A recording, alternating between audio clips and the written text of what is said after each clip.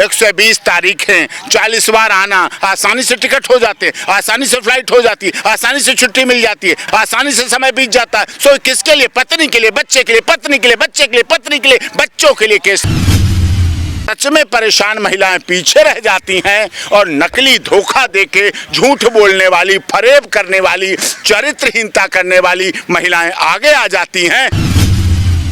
अगर इस केस को, अतुल सुभाष को किसी जातिगत एंगल से दिखा देते ना यहाँ नेता और पत्रकार, जातिगत एंगल, सारे नेताओं की गाड़ियां और जहाज कहाँ पहुंच जाते? बंगलौर एयरपोर्ट भर जाता, जाके जगह नहीं होती, एयर ट्रैफिक भर जाता जाके। उसी बेड पे, जो बेड उनकी सुहागरात का गवाह था, जो गद्दा उनके सुहागरात का गवाह था, उसी बेड पर, उसी गद्दे के ऊपर उसी पति की हत्या करके उसी बेड के बॉक्स में बंद कर दिया गया। और अतुल सुभाष केस में अब क्या होगा? वकील साहब, उसका कहना था कि महिला का मेरा प्रताड़ना हो रही है, अगर मैं अगर पैसे चाहती तो उसके साथ रहती, उससे दूर क्यों रहती? वो एक साजिश थी, षड्यंत्र था, उसको छोड़ना था, पैसे की वसूली करनी थी, उगाही करनी थी, एक्सटॉर्शन करना था। पुरुष को आज की डेट में कई महिलाएं ऐसी समझ लेती हैं कि वो एटीएम है, पेटीएम है, जिसकी कोई लिमिट नहीं, अनलिमिटेड पेटीएम है, बटन दबाए जाओ निकाले जाओ, बटन दबाए जाओ निकाले जाओ। लेकिन एक पुरुष है, अगर आप उसे प्यार से लेंगे वो सब कुछ करेगा। आप उसे बच्चा देते, बच्चा गोद में खेलता, वो तो सब कुछ देने के लिए तैयार था। उसकी सैलरी थी किसके लिए? ये तो है नहीं उसके किसी से इलिसिट रिलेशन हो, ये तो है नहीं कि कोई उसकी और पत्नी हो, ये तो है नहीं कि उसके माता पिता गरीब हो, ये तो है नहीं कि उसका भाई बेरोजगार हो, ये तो है नहीं कि उनकी माँ की कुछ और भूख हो। ऐसा कुछ भी नहीं था, बिल्कुल कुछ नहीं था, किसी तरह से नहीं था। लेकिन एक साजिश, षड्यंत्र हुआ उसके साथ। और ऐसे कितने इस देश में पुरुष हैं, केवल एक वही नहीं है, इस देश में पुरुष ऐसे ऐसे हैं। इसी दिल्ली में माननीय न्यायाधीश ने आत्महत्या की परेशान होके, इसी दिल्ली में हिमाचल प्रदेश के सिटिंग मेंबर ऑफ पार्लियामेंट ने आत्महत्या की दिल्ली में। कितने दिल्ली पुलिस के, कितने थल सेना के, जल सेना के, वायु सेना के अधिकारी, बड़े बड़े अधिकारी, जिनके पास सब कुछ है, लेकिन वो इतनी प्रताड़ना झेलते हैं, इतना परेशान होते हैं, इतना हरेसमेंट किया जाता है, इतना उनका शोषण किया जाता है कि उन्हें आत्महत्या करनी पड़ी, मरना पड़ा। कारण सिर्फ एक ही है, कोई ऐसा फोरम नहीं है। कोई एक फोरम तो बनाइए। आप जानवर के दुखी देखें, जानवर की हेल्पलाइन है, पॉल्यूशन बढ़ रहा है उसके लिए हेल्पलाइन है, पराली जल रही उसके लिए हेल्पलाइन है, कहीं पानी बह रहा है उसके लिए हेल्पलाइन है, कहीं शौचालय में गंदी उसके लिए हेल्पलाइन है, कहीं ट्रैफिक में गाड़ी खड़ी हो गई उसके लिए हेल्पलाइन है, कहीं अनऑथराइज्ड कंस्ट्रक्शन हो रहा है उसके लिए हेल्पलाइन है। लेकिन एक पुरुष के लिए कहीं कोई हेल्पलाइन नहीं है। कोई एक हेल्पलाइन तो जहां वो अपनी शिकायत दर्ज करके अपनी बोल तो सके, अपनी बात तो कह सके, अपनी भावना तो कह सके, अपने इजहार तो कर सके, कहीं तो हो। पुरुष आयोग आपको बना देना चाहिए, अब तक पुरुष मंत्रालय होना चाहिए, पुरुष हेल्पलाइन होना चाहिए, पुरुष हेल्प डेस्क होना चाहिए। और होना तो उसी दिन चाहिए जिस दिन महिला मंत्रालय बना था, उसी दिन पुरुष मंत्रालय बनना चाहिए। जिस दिन बच्चों के लिए, चाइल्ड वेलफेयर के लिए बना, बाल विकास मंत्रालय बना, पशु मंत्रालय बना, पशुधन योजना आई, गंगा जल के लिए जल योजना आती है, सबके लिए योजनाएं आती हैं। लेकिन एक पीड़ित पुरुष के लिए कोई योजना नहीं आई, पीड़ित पुरुष के लिए कोई फोरम नहीं है, पीड़ित पुरुष के लिए कोई आयोग नहीं है। सबसे बुरी बात तो वकील साहब ये कि जज ने कोऑपरेशन नहीं किया। जज हंस रही थी जब वो सुसाइड की बात कर रही थी। वो कारण भी रहा, महत्वपूर्ण कारण रहा। लेकिन खैर कुछ हुआ, कारण होगा, वहाँ ऐसा नहीं उन्हें संवेदना। जनरली तो सभी माननीय न्यायाधीश पूरी संवेदना व्यक्त करते हैं, संवेदना के साथ बात करते हैं, संवेदना के साथ चलते हैं, और संवेदना व्यक्त होनी चाहिए। देखिए, फैमिली कोर्ट के मामले हार्डकोर क्रिमिनल नहीं है, पुलिस भी उनसे अच्छी तरह बात करती है। फैमिली मैटर होता है, फैमिली डिस्प्यूट होता है, बच्चे जुड़े होते हैं, पत्नी जुड़ी होती है, माता पिता जुड़े होते हैं। अब कहने को तो आरोप तो बाद में सब कुछ लगा लो, 377 लगा दिया जाता है, 498 406 के साथ 376 लगा दिया जाता है, 370 और 354 लगा दिया जाता है। आजकल तो मिसयूज हो रहा है, और मिसयूज के साथ साथ लगा दिया जाता है। वो मिसयूज रुकना चाहिए। रुकेगा कैसे? कोई फोरम नहीं, कोई मंच नहीं, कोई आयोग नहीं, कोई मंत्रालय नहीं, कोई हेल्पलाइन नहीं, कोई थाना नहीं, कोई हेल्प डेस्क नहीं, कहीं कुछ नहीं है। यदि हो तो सब कुछ सही होगा। लेकिन अब इस मामले में रास्ता कैसे निकले, क्योंकि वो निकिता और उसका परिवार कह रहा है कि हमने ऐसा कुछ नहीं किया, उसने सुसाइड कर लिया, प्रताड़ना मेरी हुई थी, उधर परिवार 9 केस किसने डाले मुझे बताइए, 9 केस डाले, 40 बार आया, 120 तारीखें पड़ी, बेंगलोर से जौनपुर आना 120 तारीखें, 40 बार आना, आसानी से टिकट हो जाते हैं, आसानी से फ्लाइट हो जाती है, आसानी से छुट्टी मिल जाती है, आसानी से पैसे लग जाते हैं, आसानी से समय बीत जाता है। सो किसके लिए? पत्नी के लिए, बच्चे के लिए, पत्नी के लिए, बच्चे के लिए, पत्नी के लिए, बच्चों के लिए केस लड़ना पड़े। कोई प्रॉपर्टी का हो अच्छा लगता है, कुछ अपराध किया हो अच्छा लगता है। केवल शादी करना अपराध नहीं हो सकता कभी। ये केवल इस बात की सजा भुगत रहा था कि उसने विवाह किया, शादी की, इस बात की सजा भुगत रहा, इसलिए 40 बार आना पड़ा, इसलिए 120 तारीखें करनी पड़ी, इसलिए 9 केसों को फेस करना पड़ा। क्या प्राइवेट में इतनी जल्दी छुट्टी मिल जाती है? बड़ा मुश्किल होता है। क्या फ्लाइट की टिकट सस्ती है? क्या जौनपुर तक पहुंचना आसान? वीसी का यूज किया जा सकता था, वीडियो कॉन्फ्रेंसिंग, उसका प्रयोग किया जा सकता था। कोरोना काल ने अगर हमें मौतें दी तो कोरोना काल ने कुछ अपने सुखद अनुभव भी दिए, कुछ अच्छाइयां भी दी, कुछ भलाई भी दी, वो आज यूज हो रही है। तो क्यों नहीं की गई हाइब्रिड मोड को यूज किया गया? पेश होने के लिए क्या जज का भी इसमें इन्वॉल्वमेंट मिल रहा है ना वकील साहब? देखिए, बेंगलोर पुलिस जांच कर रही है, कोई दोषी बचेगा नहीं इस मामले में, और निर्दोष दंड। बेंगलोर पुलिस कह रही है कि वो जज की भी जांच कर रही है। हाँ, जांच क्यों नहीं करेंगे अगर उनका ऐसा व्यवहार रहा है? देखिए, डाइंग डिक्लेरेशन है, अगर अन्य केसों में आप डाइंग डिक्लेरेशन मानते हैं, अन्य केसों में डाइंग डिक्लेरेशन वीडियो क्लिपिंग को मानते हैं, तो वीडियो क्लिपिंग थी और डाइंग डिक्लेरेशन लिखा हुआ 23 पेज का लेटर है, 1 घंटा 20 मिनट की वीडियो क्लिपिंग है, तो वो है और मान्य होगी, मानी जाएगी। जब सजा देने के लिए डाइंग डिक्लेरेशन है, सजा देने के लिए वीडियो क्लिपिंग है, तो इसमें भी मानी जाएगी। और केवल पुरुषों को सजा देने के लिए अगर डाइंग डिक्लेरेशन माना जाता है, अगर लड़की का डाइंग डिक्लेरेशन सही माना जाता है, अगर लड़की का सुसाइड में डाइंग डिक्लेरेशन सही माना जाता है, वीडियो क्लिपिंग सही मानी जाती है, तो जब लड़के की मौत हुई तो उसके लिए भी ये यूज होगा और प्रयोग किया जाएगा, और निश्चित तौर पर उसके आधार पर सारा खुलासा होगा।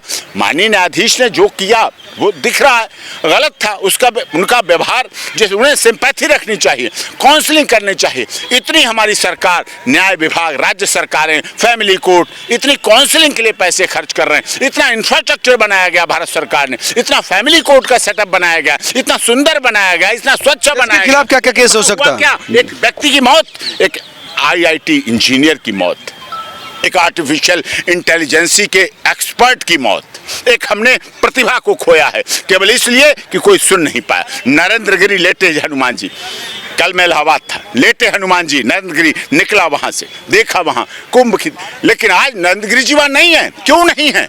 किस लिए नहीं? कौन जिम्मेदार? वो अपनी बात नहीं कह सके, वो अपनी बोल सके। बेशक उनके पास उत्तर प्रदेश के उप मुख्यमंत्री जी जाते रहे, बेशक उनके पास उत्तर प्रदेश सरकार के कितने लोग जाते रहे, मंत्रीगण जाते रहे, राजनेता जाते रहे, अभिनेता जाते रहे, पत्रकार जाते रहे, वकील जाते रहे, व्यापारी जाते रहे, संत जाते रहे, सनातन पद्धति के लोग उनके पास जाते रहे नंदगिरी के पास, लेकिन कोई उनकी एक सुनने वाला नहीं था, जिसकी वजह से उन्हें आत्महत्या करनी पड़ी। मध्य प्रदेश में दर्जा प्राप्त मंत्री, बहुत बड़े संत थे, आत्महत्या की।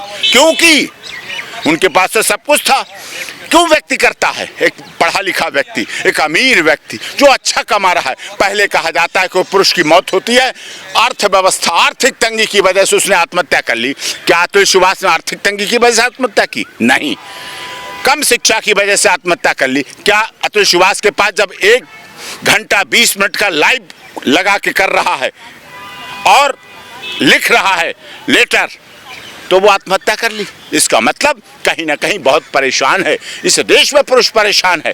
महिलाओं के लिए कानून बने, महिला मंत्रालय, महिला हेल्पलाइन, महिला हेल्प डेस्क बनी, महिला पे कार्रवाई हुई, लेकिन आज भी सच्ची दुखी भी महिलाएं हैं जो सच में परेशान हैं। सच में परेशान महिलाएं पीछे रह जाती हैं और नकली धोखा देके झूठ बोलने वाली, फरेब करने वाली, चरित्रहीनता करने वाली महिलाएं आगे आ जाती हैं और अपने झूठे केस उल्टे दर्ज करा देती हैं। ससुर पर, सास पर, देवर पर, जेठ पर, पति पे, ननद पर, चाची पे, चचिया सास पे, लंदन में बैठी दादी उस पे भी, अमेरिका में बैठी दादी उस पे भी, अमेरिका न्यूयॉर्क में बैठे ताऊ उस पे भी, सब पे इकट्ठे केस दर्ज हो जाते हैं। वो हनीमून के दौरान बताया था कि वो शादी नहीं करना चाहती थी, लेकिन परिवार वालों की वजह से शादी करनी पड़ी। रुचि भी दोनों अलग अलग थी, कोरियन ड्रामा वो पसंद करती थी, कोरियन लड़के पसंद करती थी। एक बात बताइए, 2019 में शादी हुई, 19-20 में आया मार्च में कोरोना काल लगभग 1 साल रहा।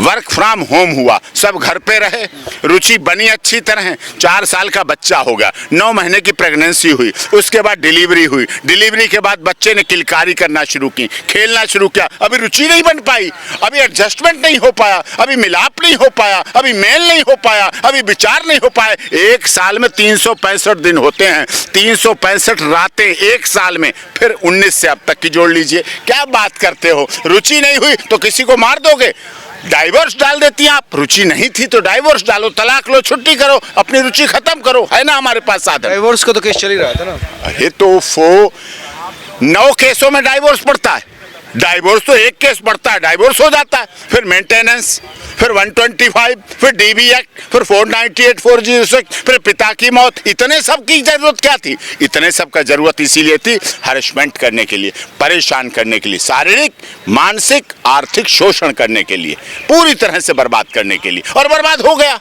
हमने एक प्रतिभा को खोया, और ऐसी एक प्रतिभा नहीं, इस देश में प्रतिदिन 150 से 250, जितनी देर में आप इंटरव्यू ले रहे हैं यहाँ सुप्रीम कोर्ट में, उतनी देर में एक पुरुष की मौत हो चुकी होगी। 1.25 लाख। अब इसमें कितने, क्या इसमें लगता सजा क्या मिलेगी इसमें? देखिए अभी इन्वेस्टिगेशन चल रही है, इन्वेस्टिगेशन हो, अच्छी इन्वेस्टिगेशन हो, बिना किसी दबाव के हो, बिना किसी भय के हो, बिना किसी भ्रष्टाचार के हो, निडरता के साथ हो, निर्भीकता के साथ हो, निष्पक्षता के साथ हो, पूरी तरह से इन्वेस्टिगेशन साफ होनी चाहिए। जब तक जज इस मामले पर कटघरे में नहीं आता वकील साहब, तक चीजें इस तरह से बदलेंगी नहीं, क्योंकि कानून के दरवाजे पे भी अगर आपको न्याय नहीं मिल रहा तो फिर सीख मिलनी चाहिए।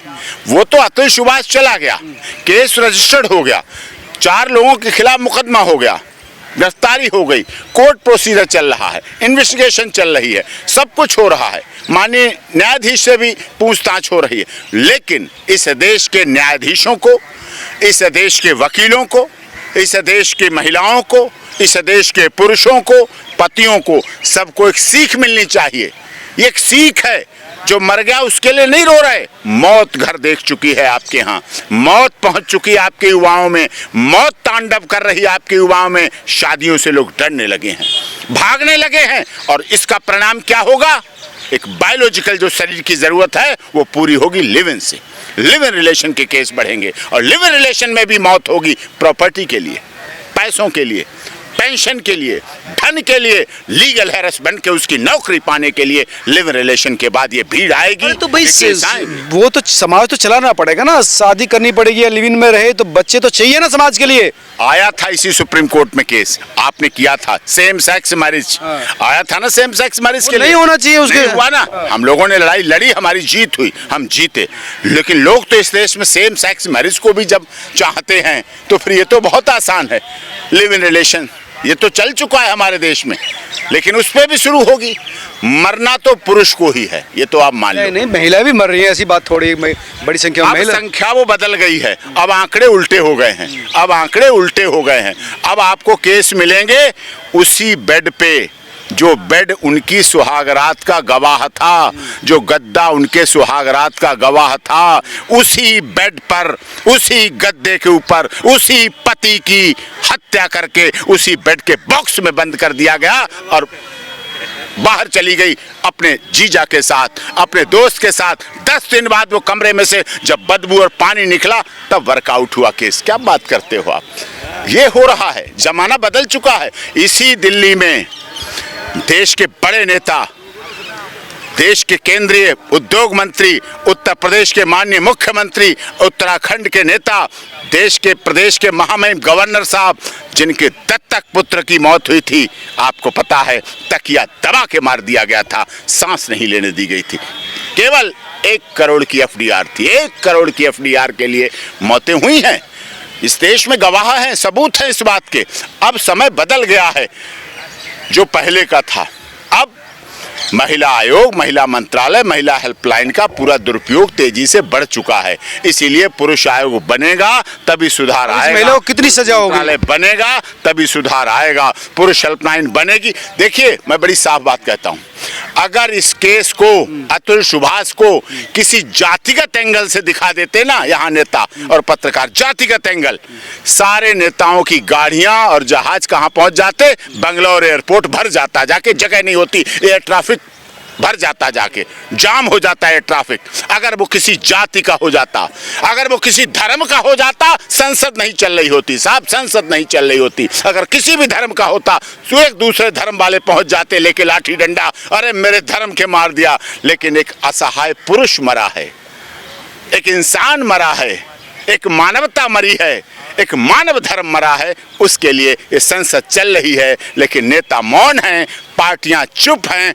पक्ष मौन है, विपक्ष मौन है, और इनमें से आधे से अधिक सांसद पीड़ित हैं, खुद पीड़ित हैं, लेकिन शुरुआत नहीं रहे। घंटी बांधे कौन? चूहों में एकता हो गई, चूहों ने कहा बिल्ली के घंटी बांधे कौन, बिल्ली के घंटी बांधे कौन, इसी की चर्चा होती रही। महिलाओं से डरते हैं आई, झपट्टा मार गई फिर से, ये है कहानी। धन्यवाद वकील साहब। ये थे डॉक्टर AP सिंह, जिनका कहना था कि ये बड़ा इशू इस समय समाज में है कि जो कानून है उसका मिसयूज ना हो, ताकि अतुल जैसे लोग फिर से सुसाइड ना करें। कम से कम कानून को इस तरह से सुधारना चाहिए कि सबको न्याय मिले, और कानून जिनके घर पर रखा है कैद, उन घरों से निकलना चाहिए। आप तमाम लोग क्या सोचते हैं, जरूर बताएं। नमस्कार।